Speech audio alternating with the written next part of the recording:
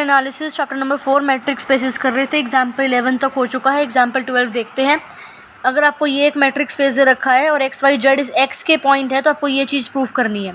अब ये चीज़ कैसे प्रूव करेंगे, जब हम ये और ये प्रूव करके दिखा देंगे, यानी कि मॉडुलस हटाओगे तो प्लस का साइन और हटाओगे तो माइनस का साइन, और ये फिर है प्लस के साइन के साथ छोटा है इससे और माइनस के साइन के साथ ये छोटा है इससे, ये दो चीज़ प्रूफ हो जाएगी तो ये वाली चीज़ अपने आप आ जाएगी। ठीक है, अब डी मैट्रिक है तो ट्राइंगल इनइक्वालिटी से ये आ गया। अब हमें चाहिए एक्स वाई, तो एक्स वाई ये रहा, एक्स जेड होगा डी वाई, तो वाई जेड है लेकिन, तो इसको हम इसके बराबर लिख सकते हैं क्योंकि डी क्या है, एक मैट्रिक है तो सिमेट्रिक प्रॉपर्टीज होगी इसमें। ठीक है, अब इसको ये है ये है, यानी कि ये चीज़ इसके बराबर है और ये चीज़ इससे बड़ी है और ये चीज़ इसके बराबर है, तो ये चीज़ इससे बड़ी होगी, तो ये चीज़ आ गई यहाँ से। ठीक है, हो गया। फिर अब हम यहाँ हमने क्या किया था कि भाई एक्स जेड लिया था, यहाँ क्या लेंगे जेड वाई, पहले एक्स जेड लिया है ये रहा, फिर लेंगे जेड वाई, तो जेड वाई लिया, इस तरह से लिखा, इसको इसके बराबर लिख सकते हैं क्योंकि मेट्रिक है डी सिमेट्रिक होगा। ठीक है, ये लिख दिया। फिर ये चीज़ जो है इस पूरे से छोटी होगी, फिर हमने यहाँ पर सिर्फ ये छोड़ दिया, दोनों साइड इससे सब्ट्रैक्ट कर दिया तो ये कट जाएगा। ये इनइक्वालिटी पे दोनों साइड सब्ट्रैक्ट करते हैं, इसको उठा के वहीं लेके जाते। ठीक है, ये इस तरह से आ जाएगा माइनस के साइन के साथ, माइनस का साइन ले लिया तो ये कॉमन आ जाएगा, तो फर्स्ट एंड सेकंड से फिर ये चीज़ आपके पास आ गई।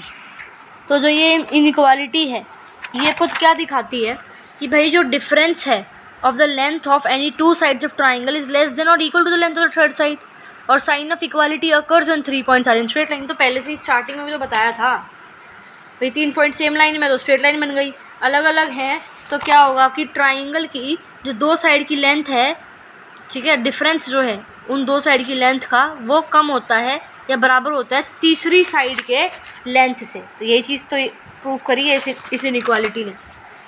ठीक है, फिर एक रिमार्क दे रखा है इसमें कि अगर एक्स एक सेट है सारे कन्वर्जेंट सीक्वेंसेस का, एक्स एन, जहाँ पे एक्स एन क्या है कॉम्प्लेक्स नंबर है, और अगर हम इस तरह से लिखते हैं then form the properties of limit and modulus, we can see that properties पहली तीसरी चौथी मैट्रिक्स लेकिन प्रॉपर्टी सेकंड सेटिस्फाई नहीं करती।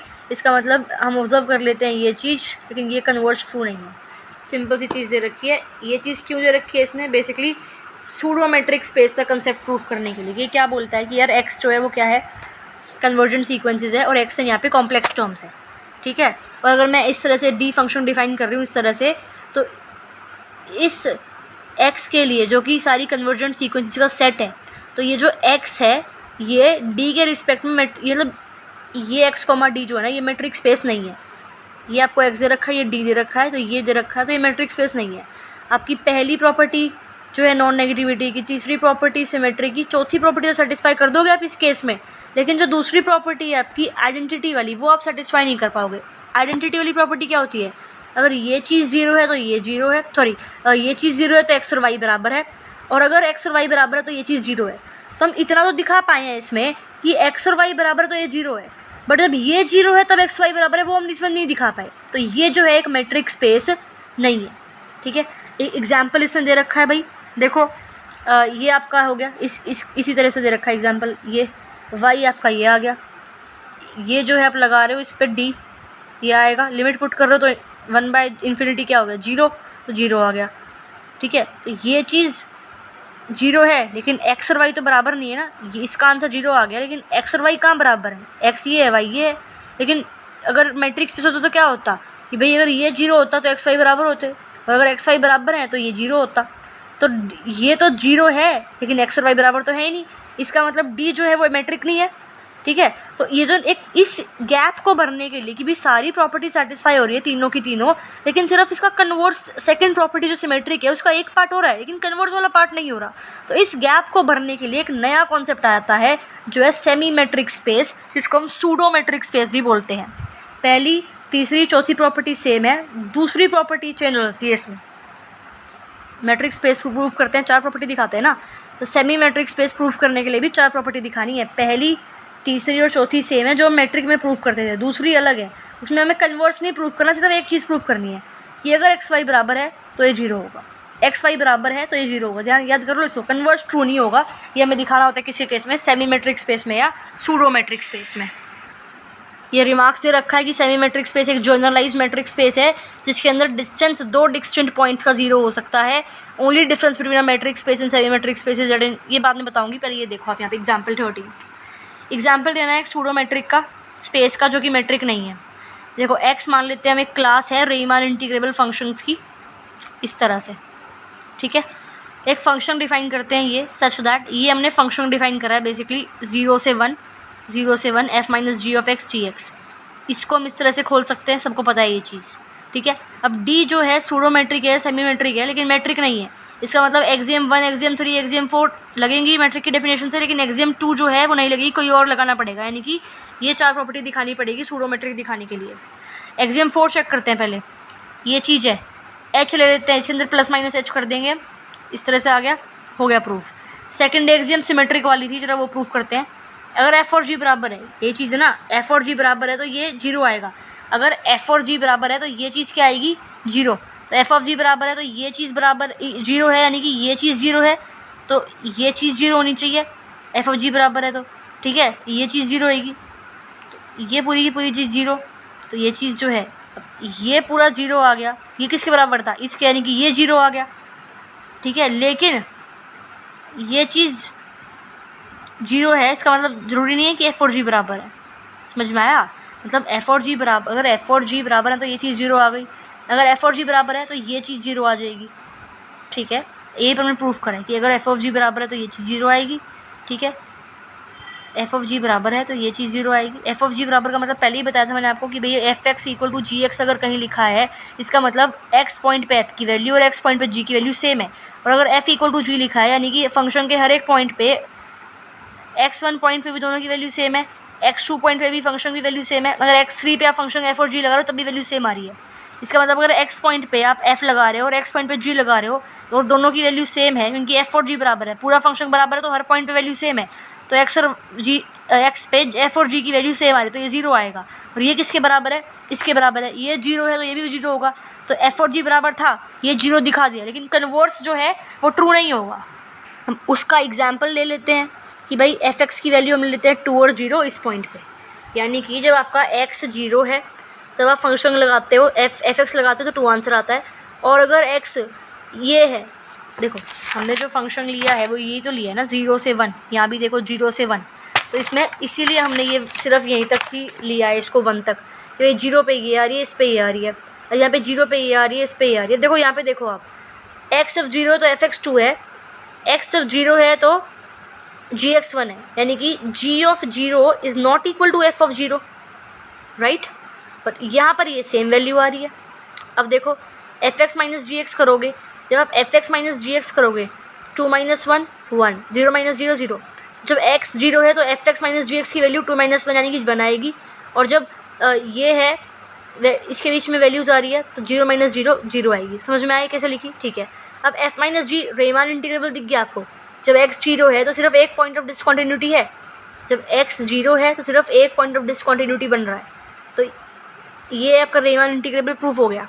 अब ये चीज़ है, अब इसको हमने ये लिख दिया, यहाँ से आया ये वैल्यू, आपके पास 0 से 1 की वैल्यू बीच में क्या है इसकी, 0 है। पॉइंट ऑफ डिसकॉन्टिन्यूटी जो हमने मोड़ लिया, भाई एक पॉइंट ऑफ डिसकॉन्टिन्यूटी तो है ही, x इक्वल टू 0 तो पॉइंट ऑफ डिसकॉन्टिन्यूटी है, बाकी यहाँ पर तो कॉन्टिन्यूस फंक्शन है, ठीक है। तो रीमान इंटीग्रेबल हो गया। हर एक कॉन्टिन्यूस फंक्शन क्या होता है, इंटीग्रेबल होता है, तो इस पॉइंट पे जो फंक्शन है वो क्या हो गया, रीमान इंटीग्रेबल हो गया वो, ठीक है। तो ये चीज़ 0 है, लेकिन ये बराबर नहीं है।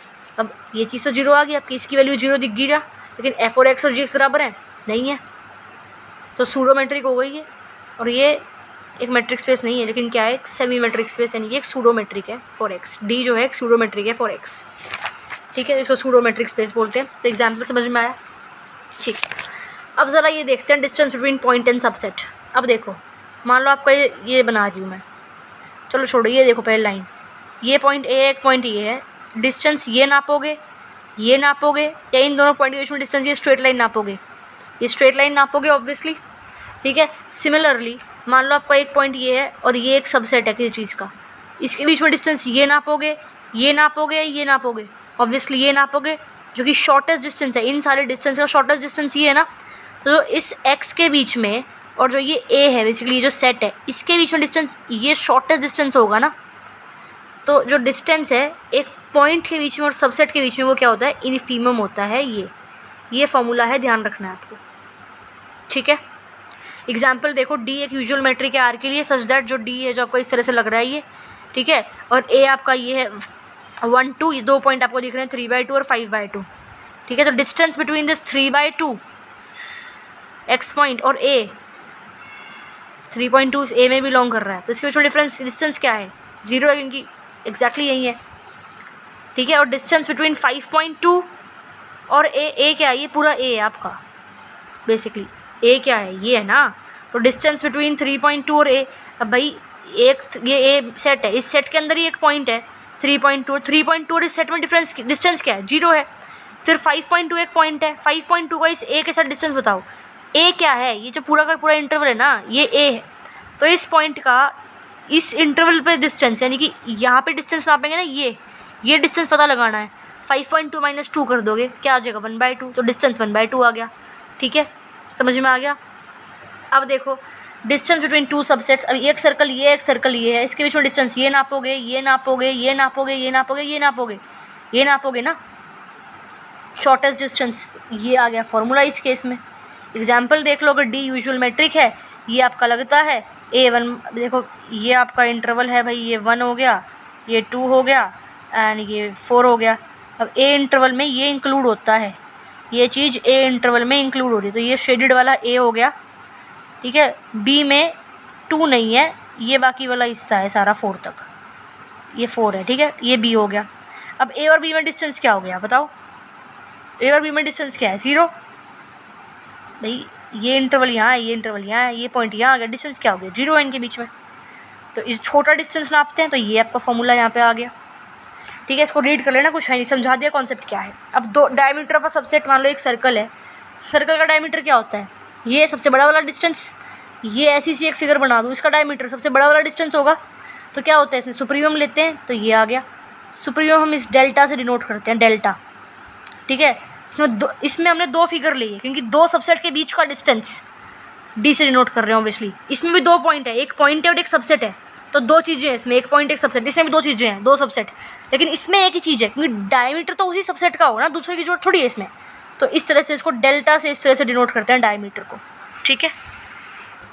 तो ये एक मैट्रिक्स स्पेस है, ए सबसेट है एक्स का, ये स्मॉल एक्स इसमें बिलोंग करता है, तो एक्स का डिस्टेंस ए से, जो कि ए सबसेट है एक्स का, वो ये होगा, यानी कि GLB of distances from x to the points of A क्या है, एक्स का सबसेट है बेसिकली। एग्जांपल समझा दिया, डायमीटर समझा दिया कि भाई ये एक मैट्रिक स्पेस है, ए एक नॉन एम्प्टी सबसेट है एक्स का, तो डायमीटर जो ए है, जो इस ए का नॉन एम्प्टी सबसेट का जो डायमीटर है, वो इसे डिनोट करेंगे, ये फार्मूला है, यानी कि डायमीटर ऑफ ए क्या है, supremum of distances between the pair of its points, ये चीज़, ठीक है। तो सेट ए जो है उसको फाइनाइट या इनफाइनाइट डायमीटर होगा अकॉर्डिंगली एज ये चीज़ या ये चीज़, ठीक है। तो इस इन्फिनिटी से कम है या इन्फिनिटी से ज़्यादा, या इन्फिनिटी होगा इन्फिनिटी से कम, यानी कि जो डायमीटर है ए का जो फाइनाइट होगा या इनफाइनाइट होगा।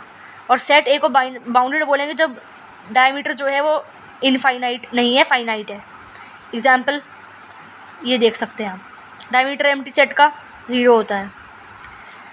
Distance between 2 subsets, A B 2 subset हैं, मैट्रिक स्पेस, इसके डिस्टेंस ए और बी के बीच में इस तरह से लिखोगे। एग्जाम्पल बता ही दिया, अगर ए और बी दो नॉन एम्प्टी सबसेट है एक्स के और इनके बीच में इंटरसेक्शन कुछ भी नहीं है, तो इनके बीच का डिस्टेंस 0 होगा, लेकिन कन्वर्स जरूरी नहीं है ट्रू हो, ठीक है। एग्जाम्पल अगर ए और बी ये है, बीच में इंटरसेक्शन कुछ भी नहीं है, लेकिन इसका जो डिस्टेंस है 0 है, ठीक है। अब ये देखो रिमार्क, सेमी मैट्रिक स्पेस एक जनरलाइज मैट्रिक स्पेस है जिसका distance, initial distance between 2 distant point can be 0। तो एक सेमी मैट्रिक स्पेस में 2 पॉइंट के बीच का डिस्टेंस 0 हो सकता है। Only difference between a matric space, एक मैट्रिक स्पेस और एक सेमी मैट्रिक स्पेस के बीच में डिफरेंस जो है वो सेमी मैट्रिक स्पेस में होता है, x = y, ये चीज़, ठीक है। डिफरेंस क्या है भाई मैट्रिक स्पेस और सेमी मैट्रिक स्पेस में, ये चीज़ है ना। क्या बोला है इसमें कि भाई सेमी मैट्रिक स्पेस जो है वो एक जनरलाइज मैट्रिक स्पेस होता है, ठीक है। सेमी मैट्रिक स्पेस में 2 डिस्टेंट पॉइंट के बीच का डिस्टेंस 0 हो सकता है, ठीक है। अब मैट्रिक स्पेस और सेमी मैट्रिक स्पेस में डिफरेंस क्या है, ये सेकंड प्रॉपर्टी का जो डिफरेंस है, तो वही जो चीज़ है इसमें वो लिख रखी है। एवरी मैट्रिक स्पेस ऑब्वियसली एक सेमी मैट्रिक स्पेस होगा, लेकिन कन्वर्ज टू नहीं हो सकता। एग्जाम्पल से देख लिया हमने, ऑब्वियसली भाई एक मैट्रिक स्पेस है वो एक सेमी मैट्रिक स्पेस तो होगा ही ना, क्योंकि अगर मैट्रिक स्पेस है तो यानी कि ये वाली प्रॉपर्टी है, इसका कन्वर्स भी सेटिस्फाई होगा, तो ये वाली प्रॉपर्टी तो सेटिस्फाई हो रही है ना। और सेमी मैट्रिक स्पेस दिखाने के लिए 4 प्रॉपर्टी दिखाते हैं, और हर एक मैट्रिक स्पेस इन चारों की चारों प्रॉपर्टी को सेटिस्फाई करेगा ही। तो हर एक मैट्रिक स्पेस एक सेमी मैट्रिक स्पेस है, लेकिन कन्वर्स जो है इसका ट्रू नहीं है। ठीक है, तो यहाँ तक मैंने आपको बता दिया है। जो ये यहाँ से एग्जाम्पल हैं, एग्जाम्पल 14, 15, 16, इसको हम नेक्स्ट वीडियो में देखेंगे। फिर नेक्स्ट वीडियो में 4.1 कंप्लीट।